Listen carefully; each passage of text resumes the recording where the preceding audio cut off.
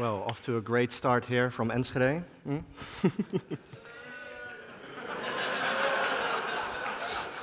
Can't change that fact, people. Can't change it. Okay, let's get started. So many years ago, I was sitting in a room similar to this. Well, maybe not as nice, because it was in Enschede.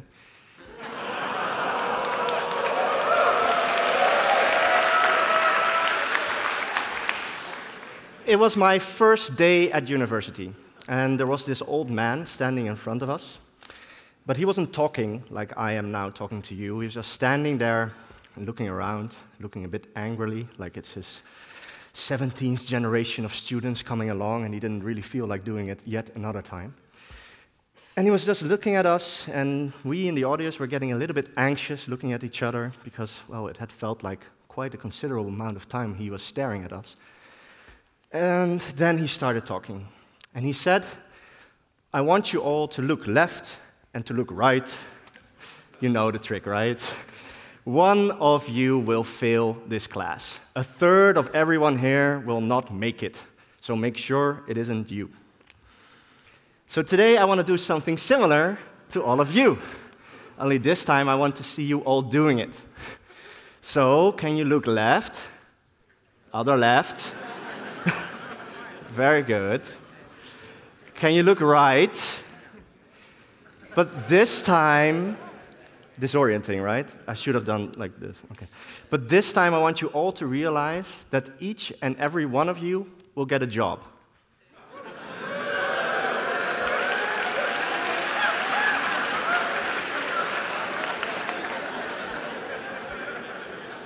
This is not a personal promise of NADAP. Just a general observation. And let that sink in a bit, because all of you here, you have a 100% guarantee to be employed. And not just to be employed, you'll also be making, well, nice money. I'm not going to say you all going to be millionaires, but you'll have enough money not to worry about rent or food or any kind of the basics. So that's a massive privilege you actually have. It's like you already have a winning lottery ticket in the back of your pocket, and you'll never have to worry about that again. It's like Willy Wonka's golden wrapper. It will allow you to take a look behind the curtain that is the job market. And today, I want to share with you the story of how to get to your perfect job. Because you're guaranteed to get a job anyway, so let's get it a good one. So, what is the perfect job? It's, to me, a job where you are in control. Because most people, and if you look at your parents and great-parents, they also had a job. But most of the time, they were told what to do. They were told by their bosses or their co-workers to do this and to do that. And it's very rare for someone to have, like, total freedom and to do whatever they well please. So I want you all to get a job like that. But unfortunately, even though I'm standing here today with an exceptional story, it's not going to happen for every one of you. Because some of you will get scared, and some of you will doubt, and a lot of you will settle for the first company that says, yes, we will hire you. And I want to figure out myself, why is that? Why is this amazing opportunity not taken by everyone here? And I think the main reason is fear. Because, well, there might be this bold guy on stage from Enschede standing here talking about this job guarantee, but it might not apply to you. You might be different, you might not be good enough, or you might have doubts. I don't know what kind of voices in your head are currently coming up. The truth is that people crave certainty, and they fear the unknown. So when you're sitting across from someone and they tell you, yes, I will hire you, somehow it feels like this opportunity is now materializing in front of you, and you have to grab it, and you have to grab it right now, or it will be gone forever.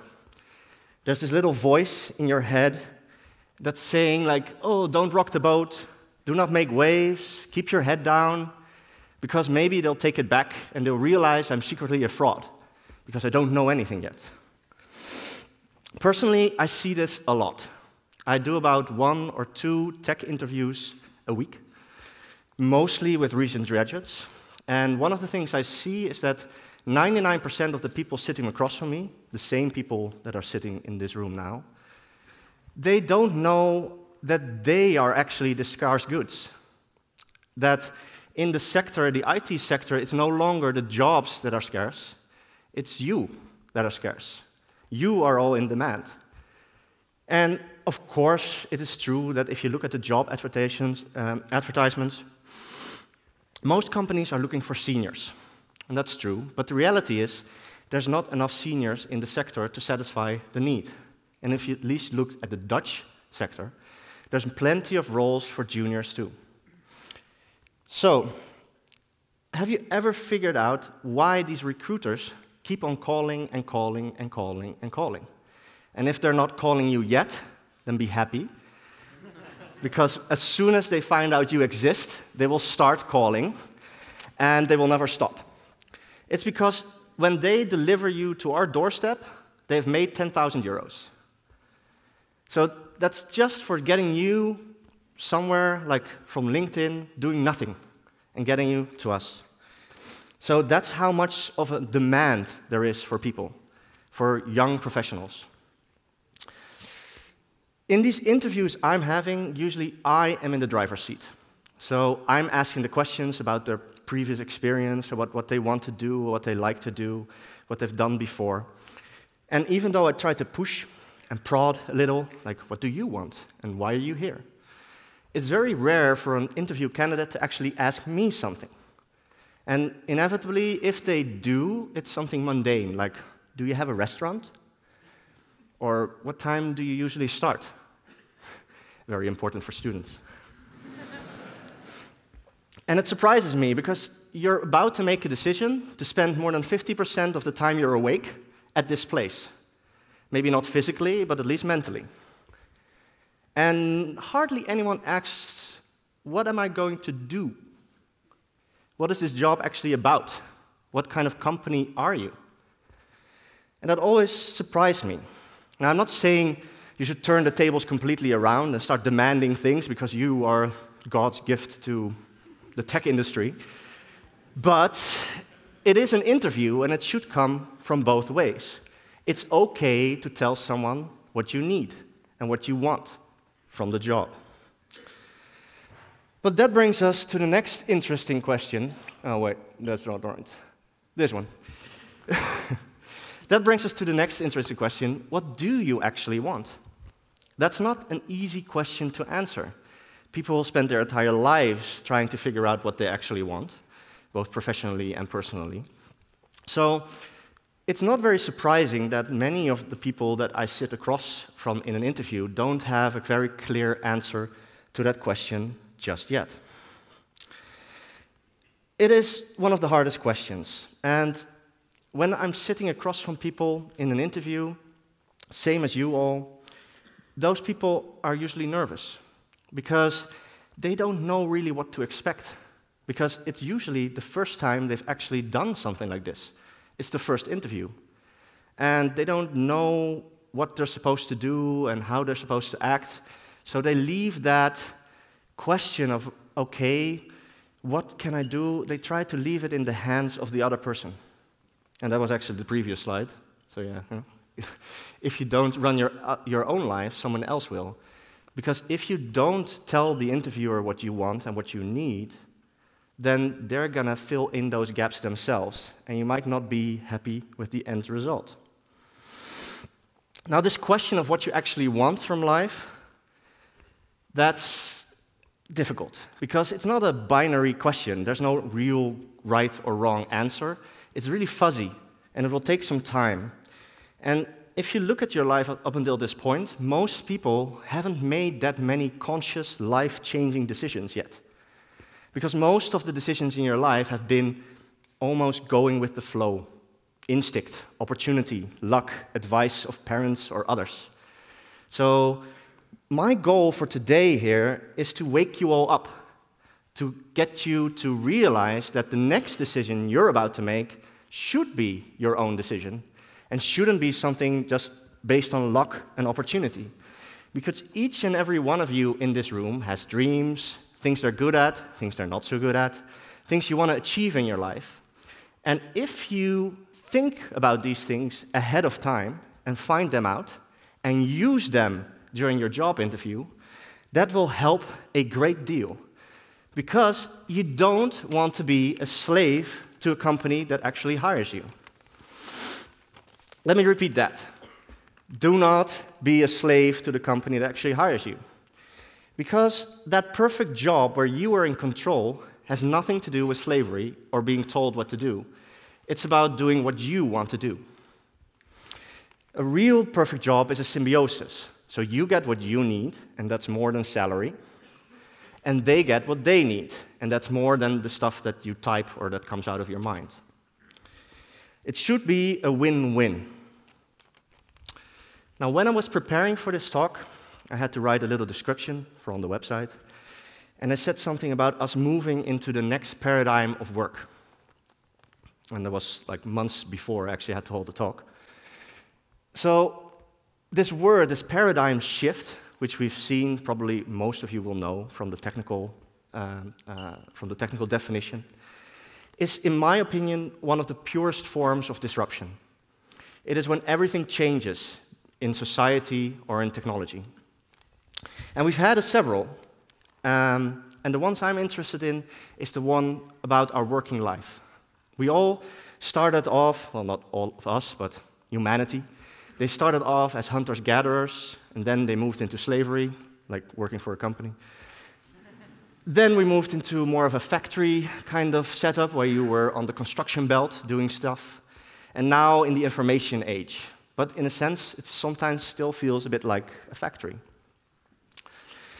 So what is the next thing? Because I'm thinking we're ready for the next step. And we've touched upon it a little bit in the panel discussion before. But you can see it clearly in the tech industry now, because something is changing.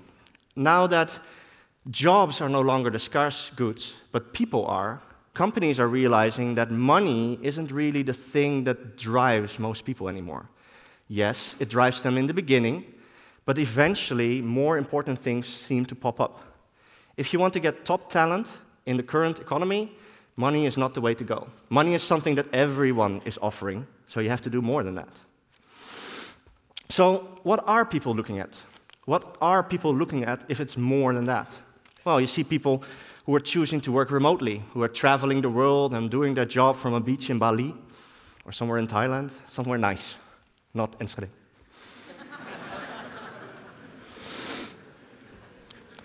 What you see is that companies are trying to to change their internal structure and to get away from the boss-employee vibe and to make something more of a partnership, a mentorship. And you see that management is changing from what it used to be to telling people and forcing them to do a specific thing, and more towards cultivating what people want and what people need, and trying to align that with the company's interests.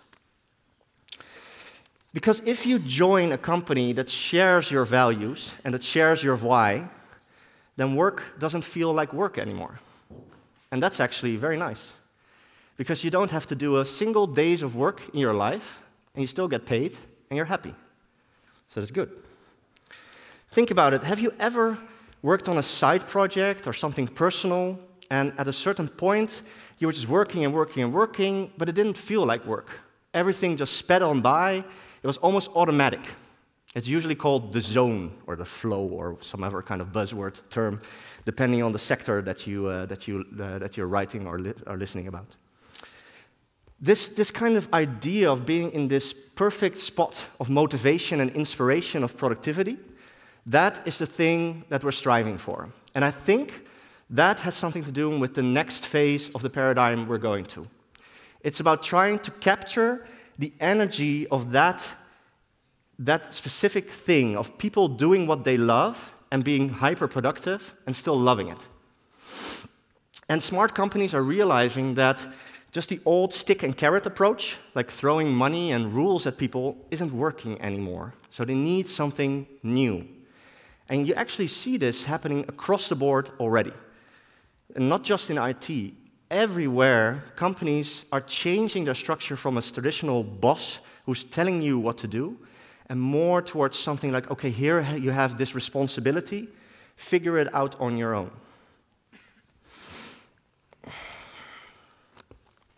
Freedom and responsibility are incredibly powerful drugs, and they make people do crazy things. And I remember in the panel there was this question about what the definition is of startup culture. Startup culture is abusing that. It is trying to use freedom and responsibility to get the most out of people. And you can do that responsibly, and you can do it irresponsibly. Because it doesn't always work long term. Like, if you use these kinds of things, they really work really well short term, but they don't work as more if it's just a simple trick to get productivity. Because eventually, people will figure it out, and they will leave. And that's actually most of Silicon Valley, because they tend to burn up young people and use that drive in the beginning to get massive productivity until they burn out and they leave. Now, this idea of us all doing what we want and only doing what we love is just beginning. And so we're just getting started, and it's not reasonable to think that within a couple of years everybody will be able to do this. Not in the Netherlands and not in the world. So it will take time. But I'm 100% sure that the disruptive technologies we've seen today will eventually make this possible. If you look at a technology like self-driving cars, let's take that as an example. In the logistical sector, which is the massive employer of the world, there are so many people working in this sector. And all of them have jobs as taxi drivers, bus drivers, lorry drivers, forklift operators, you name it, getting stuff from A to B, or people from A to B. All of those people will lose their jobs. And for the logistical sector, it will mean massive profit, because you don't have to pay those employees anymore. You only have to maintain the cars, which you already have to do, so there's going to be massive profit. So these kinds of new, like disruptive technologies have immense impact on our society. And that's just one sector. If you look at the retail sector, what if we start downloading and printing all of our clothes at home? What are all those people going to do who sell the clothes? Or the blockchain, and what will its effects on our financial system be? Or what, heavens forbid, if someone makes a breakthrough on something like an artificial general intelligence and moves away from the kiddie stuff we've been hearing about before, and someone creates an artificial intelligence that can actually think, then all of our jobs are on the line. So economists have been discussing this for quite a long time, and they've been predicting that it is coming. Because every time a new technology is introduced, the amount of productivity is growing and growing and growing, and the impact is also growing and growing and growing. So what we're actually going for is something called the postscarcity economy.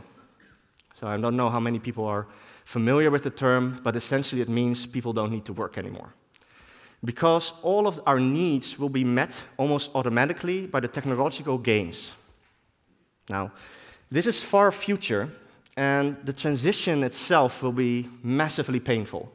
Because if you look back at the logistical sector, which I used as an example before, all of those jobs and all of that profit doesn't end up in the same place.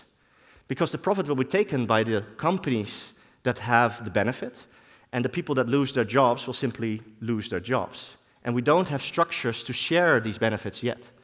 So especially the transition towards this era is going to be painful for a lot of people.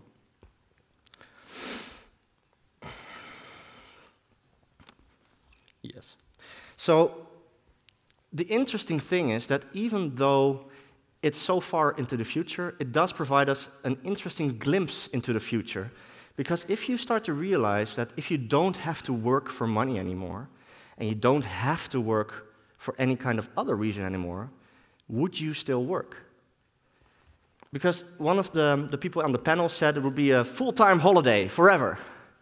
I don't think that's going to be that way, because you already see a lot of examples of people, for instance, being acqui-hired or selling their startup for billions, and then end up working for the same startup again because they get bored of sailing through the world and lying on that beach in Bali. So I do think there's a reason that we're doing work that goes beyond just making a living. And that brings us back to the original why. Like, why do you do your job? Why do you do what you do? So if you start asking yourself these questions, like, say you didn't have to work anymore, what would you do? What would be your answer? Would you still go to an office at 8 a.m. in the morning? Probably not. At least I wouldn't, but I'm not really a morning person. So you would do it if you're a morning person. So you would still do the job, and you'll still do the things that you want to do, but you'll also do it your way. And I think that's a very important thing. It's not like we're all going to have a holiday, but it's not going to feel like work too, because you are in control.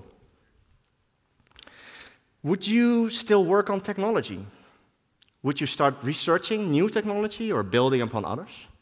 An interesting topic again from the panel session, would you work for a company that produces weapons, or cigarettes, or fast foods, or targeted ads? Or would you help others in the world? Or would you want to travel and explore?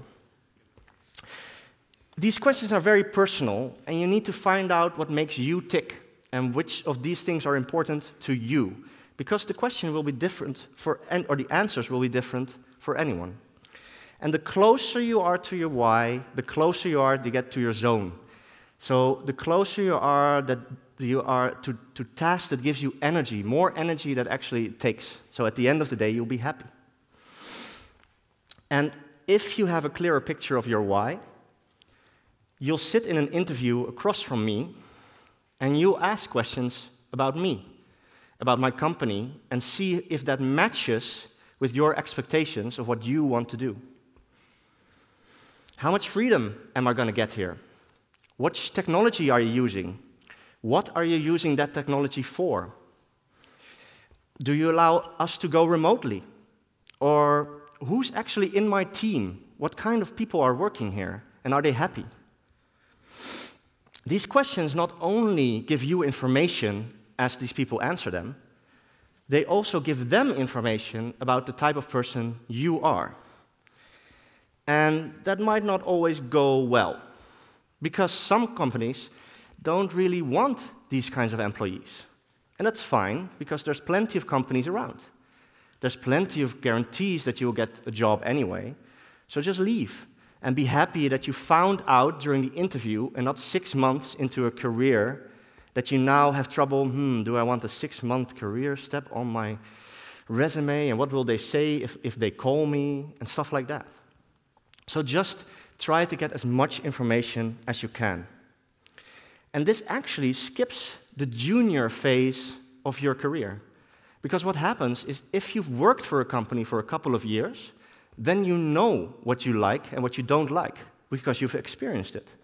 So after a few years of working in the tech industry, you actually go into the interview and you say, okay, this is how it's going to be. You're going to give me this, and I want that, and I want this, and you're okay, and that's like a discussion.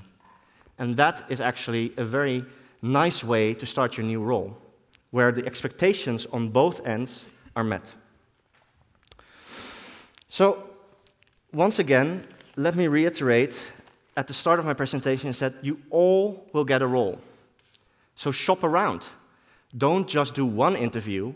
Go to multiple companies and ask and see if they match your why.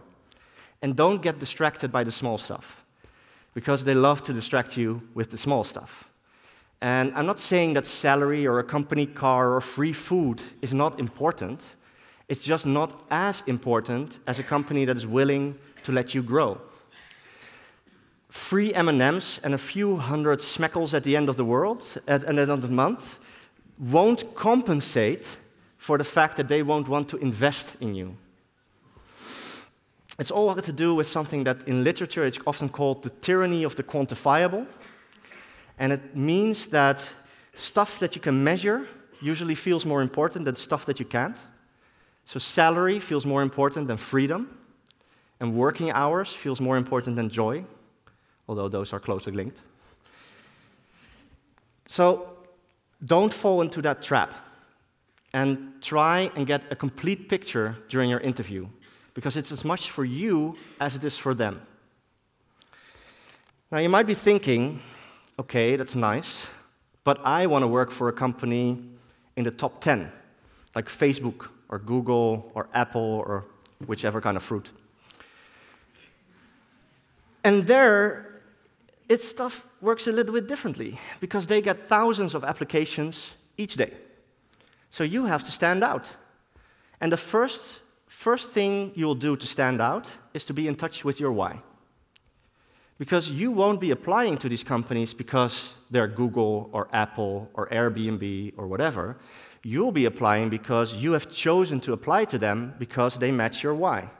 For instance, because you want to make global impact, or you want to change them, or you want to work on scale, or use a specific technology that you know is being used only there. So, if you apply for any of these companies, make sure that you have your why and your intentions are pure. But apart from that, it's definitely not a guarantee that you'll get a role there, because they can and are extremely picky. So you'll have to prepare super intensely in order to also beat the technical interviews. Now, a surefire way to leave an impression in any kind of interview is to ask the person in front of you about their why, about why they work at that company, or even better, if the company also has a why. There's an interesting book by Simon Sinek. It's surprisingly called Why. And it describes that companies also have a why, and that the best companies live and breathe by it. And if your company knows its why, then the chances of them being in touch with it and acting accordingly and in a consistent manner are far, far greater. The actual benefit of this is that, in general, people love to talk. So do I. And if you're in an interview and you ask the right question, someone will keep on talking. And they'll keep on talking passionately about whatever you ask them. And this is actually in your benefit, because if you ask the right question, you get a lot of information, but also they attribute all of that nice feelings that they have, those passions of the subject they're talking about, they attribute it to you. Even if you just sit there and say, mm-hmm. So it's a win-win situation. They'll have the best interview they've had in months. You'll get a lot of information and might still leave, and they'll be very sorry for it. So ask about their why. Now, you might be wondering, okay, André, you're talking here, and this slide has been on there for an uncomfortable amount of time. What is your why? And I just knew someone would be asking me, so I needed to prepare it in advance. Because the reality is, it's not something you deal with every day. It's not something you have in the back of your pocket and say, oh, this is my why. I've written it down and laminated it. It doesn't work that way. But it is the red line through all of the decisions you make and the career things that you enjoy. And I actually came up with a why, and my why is all of you. I intended to put a cat picture in there, but it didn't fit with the dynamic. Now, actually, my why is you, but it's making people succeed. And initially, I did that through building products. I built products for the healthcare industry. I built products for healthcare logistical planners that took away the nasty parts of their jobs and allowed them to focus on the stuff they liked, making them more productive and more effective. And that made me happy, and also did the company very well. And then I built a platform for people who are receiving care and how to coordinate and communicate about care with their family. And that also made me happy. And then I realized that while I was working at this company, I could also help other people, my coworkers, succeed. And I started coaching them and trying to get them to a place where they can also be in touch with their why. And now I'm here, trying to touch all of you.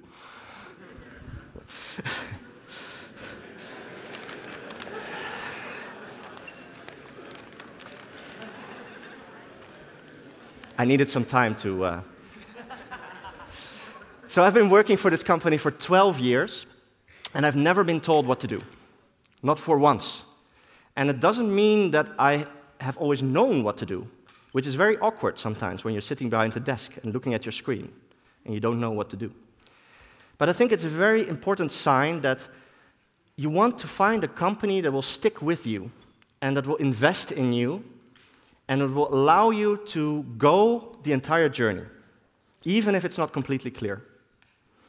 You want to find a company that sees that they want to harness the why of their employees and align it to company benefit, to put you in a spot where you can be of the most use to the company, like hopefully I am now being for mine.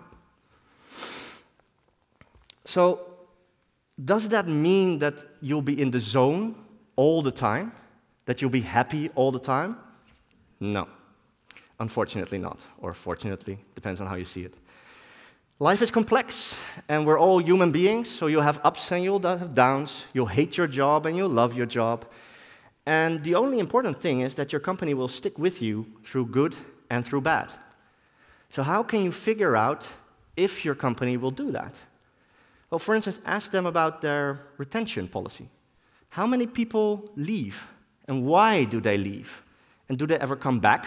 Or are they left screaming for the door and never to be returned? Can you talk to someone who actually left? That's an interesting question. Not many companies will be comfortable with it. So, and while you're at it, also ask a little bit about diversity. Because it's a hot topic in the tech scene right now. And you might be wondering, okay, why is this relevant to me? Well, it's relevant because you want a company that is listening to its employees, that is listening to what is going on in the sector. Because in the beginning I said, you're all guaranteed for a job, right? I said that several times already. But the reality is that not every single one of you has the same chances of getting that perfect job. Because there's still a lot wrong with our sector. There's a lot of bias still in there against women, people of color, people of different sexual orientation. And it's not a level playing field just yet. So also make sure that you pick a company that is actively trying to improve this. And once you are at a company, don't settle for the status quo. Because once you're in a company, you still have value and you still have the power to change things. So try and change things for the people that come after you and that work with you. Don't accept it, and don't listen to anyone. So most of this talk has been joining a company, but that's not the only way to make a living. That's just one way to make a living. There are plenty of other ways to make a living. You can go freelance, or you can go start your own company. Each and every single one of these options has their own pros and cons, and might match with your why or not. If you are a remote worker, you have a lot of freedom about where you do your job and how you do your job. But you have a little less freedom about what you actually do, because usually you're the hired help. If you go work for a company, usually they will force you to be at an office at a certain time. Not always, luckily. But you'll be surrounded by people wanting to teach you, wanting to mentor you. And you might have a little bit more control about your environment. And if you want to have total control, then you can always start something yourself. Your own company, and make it work. I think in the tech scene, we are super lucky because it is incredibly easy for us to start as an individual or a small group, your own company, and almost have all of the skills required to get something up and running. So if that matches your why, I would severely encourage you doing it. It's a lot of fun. So the end game is there's no real right or wrong choice. The only wrong choice is sitting across from someone, interviewing for a role, and you letting them decide what you are going to do with your life. So don't let them make that choice. So here we are. All of you are going to graduate, hopefully. Maybe not this year, maybe not next year, maybe sometime in the future, maybe a long time in the future. But all of you are going to graduate. And once you do, you have to think about your future, about what you want to achieve and how you want your why to become a reality. And you might as well start thinking about it now. Because this is actually a very interesting time. There's so many new technologies that are coming up. This paradigm of work is changing. You won't be treated like your parents or your grandparents were. And you're in the tech scene, which is extremely strong, and you have a lot of options. So use that to your advantage and find the job that you actually want. And don't be a slave to anything in your life. Not your company, not your partner, or whatever. Make your own decisions. So talk about that. Let this idea simmer for a bit in your mind. You have some time before you graduate, I would say. And then, hopefully, I would see you across from me, asking me the nastiest questions you can imagine in order to get someplace at our company. That's it. Thank you all. Thank you for listening.